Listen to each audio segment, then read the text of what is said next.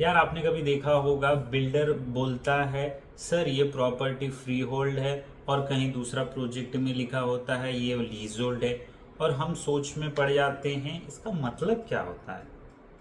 कोई बताता ही नहीं है कि इसका मतलब क्या होता है। आज आज के वीडियो में मैं आपको सिंपल वर्ड्स में समझाऊंगा फ्री होल्ड प्रॉपर्टी क्या होती है, लीज होल्ड क्या होती है, और आपके लिए कौन सी बेस्ट रहेगी, बायर हो या इन्वेस्टर। सबसे पहले बात करते हैं फ्री होल्ड प्रॉपर्टी की। फ्री होल्ड का मतलब होता है पूरी ओनरशिप आपकी है, लैंड भी आपका है, बिल्डिंग भी आपकी है, और डिसीजन भी आपका। आप चाहे तो बेच सकते हो, रेंट पे दे सकते हो, या अपने बच्चों के नाम कर सकते हो। किसी से परमिशन लेने की ज़रूरत नहीं है। जैसे वसई, विरार या दीप स्काई जैसे प्रोजेक्ट ये मोस्टली फ्री होल्ड होते हैं, यानी एक बार लिया तो हमेशा के लिए ये आपका ही हो रहता है। अब बात करते हैं लीज होल्ड प्रॉपर्टी की। ये थोड़ा अलग कॉन्सेप्ट है।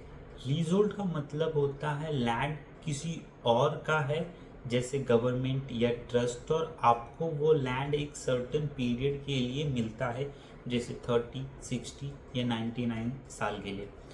इस दौरान आप उस प्रॉपर्टी में रह सकते हो, बेच सकते हो या ट्रांसफ़र कर सकते हो, लेकिन लैंड हमेशा लैंडलॉर्ड का ही रहता है। अब इसको समझते हैं एक रियल लाइफ एग्जांपल के साथ। चलो एक रियल लाइफ एग्जांपल लेते हैं। नवी मुंबई में काफ़ी सारे प्लॉट्स सिडको लीज होल्ड होते हैं। बिल्डर लैंड को लीज पर लेते हैं और उस पर बिल्डिंग बनाते हैं।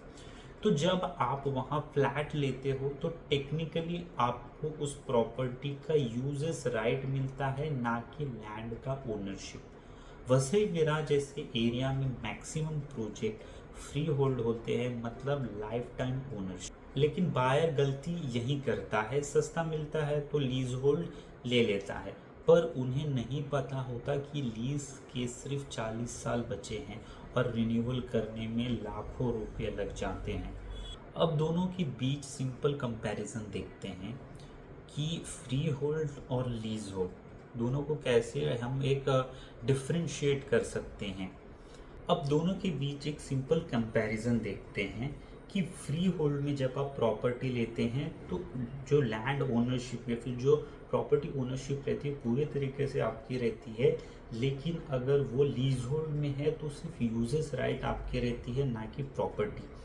अब टाइम ड्यूरेशन की बात करें तो फ्री होल्ड में आपका है, जब तक आप यूज़ कर रहे हैं, आप बेच रहे हैं, कोई फ़र्क नहीं पड़ता।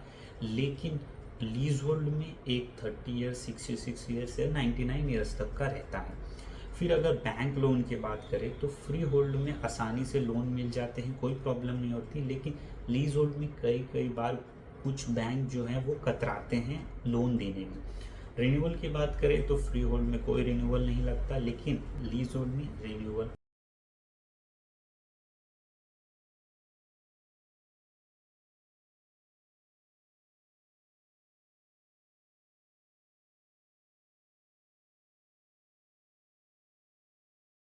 तो सीधी बात, freehold is equal to freedom plus long time peace of mind. Leasehold थोड़ा सस्ता पर लिमिटेड ऑफ टाइम। तो अब आपका सवाल रहेगा कि क्या लेना चाहिए, कौन सी प्रॉपर्टी आपके लिए बेस्ट रहेगी। तो अगर आप अपने फैमिली के लिए ले रहे हैं, रहने के लिए ले रहे हैं, तो definitely free hold long term secure, resale भी इजी और वैल्यू भी बढ़ती है। अगर आप शॉर्ट टर्म इन्वेस्टर हैं जो पैसे डाल के तुरंत पैसे निकालते हैं, तो आप इसे कंसिडर भी कर सकते हैं आगे फ्यूचर इन्वेस्टमेंट के लिए। ये चेक करना मत भूलना कि लीज के कितने साल बचे हैं, रिन्यूअल का कॉस्ट क्या होगा, बिल्डर रेरा अप्रूवल है या नहीं, ये सारी चीज़ें आप चेक करिए। फिर बेशक आप इन्वेस्ट कर सकते हैं, कोई दिक्कत नहीं आने वाली। तो दोस्तों नेक्स्ट टाइम जब कोई बोले सर ये प्रॉपर्टी लीज होल्ड है, तो कंफ्यूज मत होना। Freehold is equal to ownership for life, leasehold limited right for limited time. अगर वीडियो हेल्पफुल लगा हो तो लाइक करो, शेयर करो और प्लीज़ मेरे इस चैनल को सब्सक्राइब करो ताकि मैं और ऐसे वीडियो ला